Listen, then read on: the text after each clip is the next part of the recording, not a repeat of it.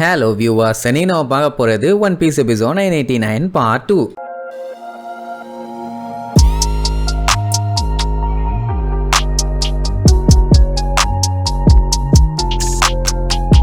Open பண்ணா போன பாட்டுல கியோஷிரோ நம்ம டெஞ்சிரோ செமையா நடிச்சு அந்த சாசகிங்கிறவனை அல்லேக்கா கேப்சர் பண்ணிட்டான்ல. அவனுக்கு இவன் ஏன் இப்படி பண்றான் எதுக்கு பண்றான்னு ஒன்னும் புரியல. ஏட்டா அவன் வாயை கம்ப்ளீட்டா கவர் பண்ணுங்கடாமா. அதுக்கப்புறம் ஏண்டா டேய் உனக்கு லேண்ட் ஆஃப் ஆனோட ஹிஸ்டரி தெரியுமாடா? எஸ்டிடின்னா வரலாறு தானே, அதே தான் இங்க பாருன்னு சொல்லிட்டு சட்டையை கழட்டுவான். பாத்தீங்கன்னா உள்ளுக்குள்ள குசுக்கி கிளானோட சிம்பிள் தண்டிக்கு போட்டு வச்சிருக்கான். சோ டொபிரோப்போ எல்லாருமே முக்கியமான ஆளுங்க. அதுல ஒருத்தனை லாக் பண்ணியாச்சு. இப்ப இவங்க என்ன பண்ணுவாங்கன்னா அந்த பக்கம் கின்னு பண்ணால அதான் போயிட்டு இருந்த அந்த குரூப்பை 2 குரூப்பா ஸ்பிளிட் பண்ணி ஒரு குரூப்பை அந்த டோமோட உள்ளேயும் இன்னொரு குரூப்பை பேக் என்ட்ரன்ஸ் வழியா கொண்டு வர சொன்னான். அதே வேலையை தான் இப்ப இவங்களும் பண்ணுவாங்க. அதாவது ஒரு டீம் டோம் இன்ஃபில்ட்ரேஷன் டீம், இன்னொரு டீம் ரைடு டீம். சோ இப்படி பிரிஞ்சு கிளம்பிட்டாங்களா. அதே நேரம் சாப்பரை பிடிக்கிறாங்கிற பேர்ல அங்க பிக் மாமு போற வழியெல்லாம் பொலந்து கட்டிட்டு இருக்கான். அந்த முட்டாளுங்க எவ்வளவு தைரியம் இருந்தா ஏன் கோட்டைக்குள்ளேயே வருவாங்க, அவங்கள கொல்லாம விட மாட்டேன்னு எல்லா இடமும் தேடி பார்த்துட்டு இருக்க. ஆளுகளை காணும். என்னன்னா நைஸா பதிட்டாங்க. அவனுங்க நடுங்கிறதுல அந்த வண்டியே நடுங்குதுன்னா பாருங்களேன். என்னோட வெட்டிங் கேக்க நாசம் பண்ணீங்கல்ல, உங்க யாரையும் சும்மா விட மாட்டேன் பொல்லந்து கட்டியே தீர்வேன்னு கத்திட்டு இருப்பான். அப்ப அந்த டைம் அவளுக்கு ஹெல்ப் பண்றதுக்காக ஒரு டீமே வந்துரும். சூப்பர் அப்.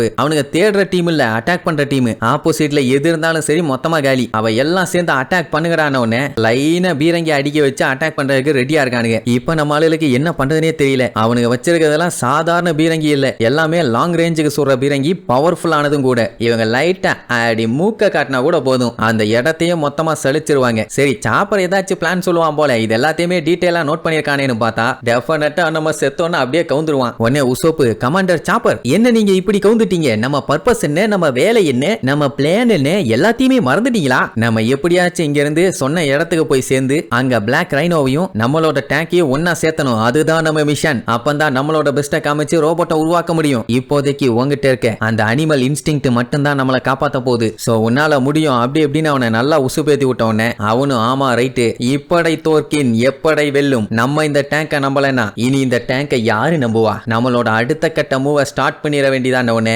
உசோப்பு சீட்ல போய் உட்கார்ந்துட்டு உங்க ஆர்டருக்காண்டி வெயிட் பண்ணிட்டு இருக்கேன் கேப்டனுமா. ஃபுல் ஸ்பீட்ல பிச்சுக்கிட்டு போ.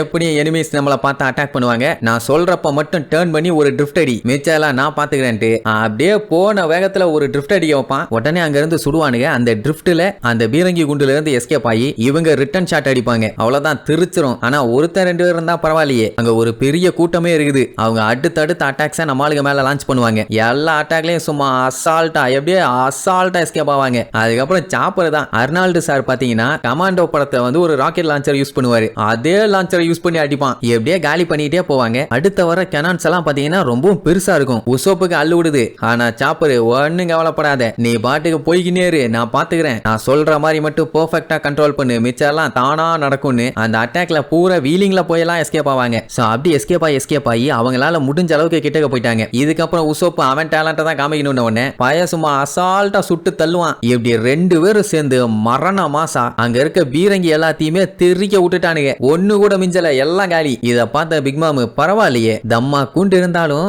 எல்லாத்தையுமே காலி பண்ணிட்டானுங்க. ரக்கூனு எனக்கு தெரியும் நீ எங்க இருக்கேன்னு, அண்ட் டேங்கோட வீக் பாயிண்ட் என்னன்னு உனக்கு தெரியுமா?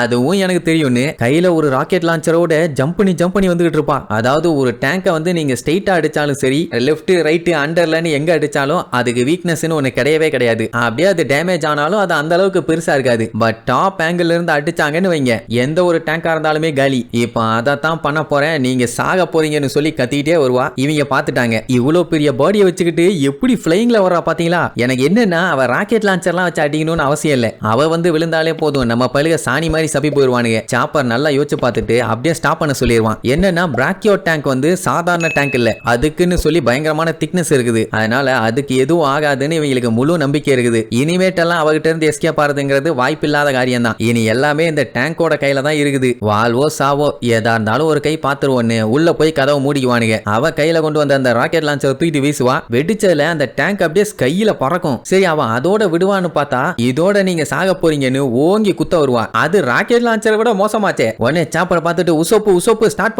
பண்ணும்பா. உடனே நம்மளும் பிக் மாமோட மூஞ்சிலேயே ஒரு போர்டு அப்படியே பேக்ல போவா. சாப்பர் தான் அந்த டைம் மாஸ் காட்டுவான். இந்தா கிறிஸ்பியா இன்னும் கொஞ்சம் சாப்பிடுன்னு சொல்லி பாம தூக்கிட்டு அவ வாய்க்குள்ள வீசிடுவான். அப்புறம் வெடிச்சதுல திருச்சு போய் கீழே விழுவா. ஆனா இது தரமான சம்பவம் தான். அந்த இடமே புகை மண்டலம் ஆயிருச்சு. அண்ட் அது மட்டும் இல்லாம அவளோட பேச்சு சத்தமும் எதுவும் இல்லைன்னு சரி ரைட்டு நம்ம ஜெயிச்சிட்டோம், எல்லாமே உங்களால தான் மாத்தி மாத்தி பாராட்டிக்குவானுங்க. அட இந்த மாதிரி ஒரு சம்பவம் ஆச்சுல்ல, உடனே என்ன பண்ணணும், அடிச்சு புடிச்சு பிச்சுக்கிட்டு அங்க இருந்து ஓடி இருக்கணும். அதை விட்டுட்டு அப்படியே அங்க வேடிக்கை பார்த்துக்கிட்டே நிப்பானுங்க. அந்த புகைக்குள்ள இருந்து பயங்கரமா எந்திரிச்சு, என்னங்கடா பொடிப்பழா, என்னை அவ்வளவு சீக்கிரத்துல காலி பண்ண முடியும்னு நினைச்சிங்களாலே அப்படின்ட்டு ஒரு கத்துவா. அவ கத்துனதுக்கே அந்த இடத்துல புகையெல்லாம் கலைஞ்சு போயிடும். ரெண்டு பேரும் பேய பார்த்த மாதிரி நின்றுட்டு இருப்பானுங்க. அப்போ உசோப்பு, எப்ப உசோப்பு இப்ப என்ன பண்ணணும், ஆர்டர் கொடுத்தீங்கன்னா பண்ணிடுவேன்பா. ஆர்டர் கொடுக்கற வரைக்கும் மாடா வெயிட் பண்ணுவேன், நான் என்ன சொல்லுவேன்னு தெரியாது, புல் ஸ்பீட்ல வண்டி ஏறான்ட்டு பிச்சுக்கிட்டு போவானுங்க. அவ பேத்தனமா கத்திட்டு ஓடி வருவா. சாப்பருக்கு நல்லாவே தெரியும் என்னதான் அவளை அட்டாக் பண்ணாலும் அது வேலைக்கே ஆகாதுன்னு. ஏன்னா அவெல்லாம் பீரங்கியே மென்னு முழுகி திங்கிறவ. சோ எப்படி பிக் மாம் விரட்ட விரட்ட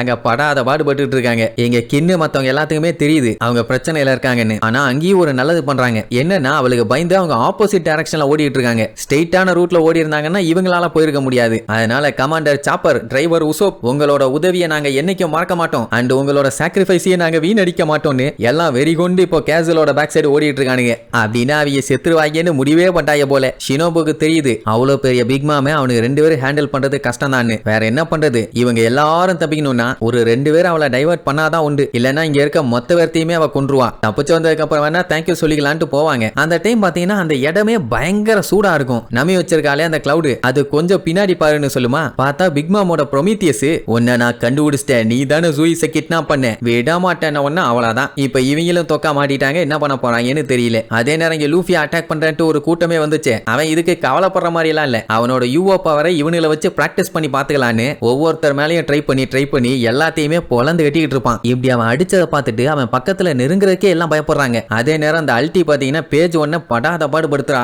என்னைய தூக்கிட்டு போடான்னு. அட போமா, எனக்கே 1008 வேலை இருக்குது, நான் எதுக்கு ஒன்னும் தூக்கிட்டு தெரியணுமா. அவ பச்சை பச்சையா திட்டிகிட்டே பின்னாடி ஓடி வருவா. அந்த அக்காவுக்காண்டி நீ இந்த ஹெல்ப் பண்ண மாட்டியா, எனக்கு காலெல்லாம் வலிக்குதுன்னு பயங்கரமா நடிப்பா. எக்கேடோ கெட்டு போனிருவான். என்கிட்ட சுத்தமா எனர்ஜி இல்ல, நீ என்னோட தம்பி தானே அப்படின்னு சென்டிமெண்டா அழுதெல்லாம் ட்ரை பண்ண உடனே சரி உன்னால முடியலன்னா அப்படி ஓரமா உட்காரு, நான் போய் வேணா தேடி கொண்டு வரேன், எதுக்கு தொல்லை பண்ணிட்டு இருக்கேன்னு கேஷுவலா பேசிட்டு பக்கத்துல வந்தான். அவ்வளவுதான், ஒரு ஜம்ப போட்டு அவன் முதுகுல ஏறி உட்காந்துக்கிட்டான். அட சண்டாலி, இறங்குன்னு சொல்ல கேட்காம அங்க படிக்கட்டுல போய் தெரியாம காலை வச்சிருவான். இதுக்கப்புறம் சொல்லுமா என்ன, இந்த வில்லு படத்துல வடிவேல் சார் மேல நயன்தாரா மேடம் உட்காந்துட்டு தேய்ச்சிக்கிட்டே வருவாங்களே அதே மாதிரி வருவாங்க. ஆக்சுவலா லூஃபி அந்த படிக்கட்டுக்கு பக்கத்துல தான் இருந்து சண்டை போட்டுக்கிட்டு இருக்கான். இங்க இவ்வளவு தூரம் தேய்ச்சிட்டு வந்துட்டு, ஐயோ என் தம்பி பேஜ் ஒண்ணுக்கு நிலைமை இப்படி ஆயிருச்சே, என்னைய காப்பாத்துறதுக்காக அவனையே சாக்ரிஃபைஸ் பண்ணிட்டானே, இப்படிப்பட்ட நல்ல உள்ளம் கொண்ட என் தம்பியை நான் என்ன பண்ணுவேன் அப்படின்ட்டு புலம்புற. அவங்கிட்ட எந்த ரெஸ்பான்ஸும் இல்ல. அப்போ லூஃபியோட தான் காமெடி. அந்த புகைக்கு நடுவுல எட்டி பார்த்து, என்னமா ஏதாச்சும் ப்ராப்ளமாமா, உடனே அவ கடுப்பாயி நீ யாருன்னு கேட்க, இவன் கடுப்பாயி நீ யாருன்னு கேட்க. சோ இதுக்கப்புறம் சண்டை அடுத்த லெவலுக்கு போகுது. பார்க்கலாம் பேஜ் ஒன்னு அல்ட்டியும் நம்ம ஆளுகளை தடுக்கிறாங்களா இல்ல அவன் அடிக்கிற அடியில திருக்கிறாங்களான்னு அடுத்தடுத்த எபிசோட்ல பார்க்கலாம். டாடா.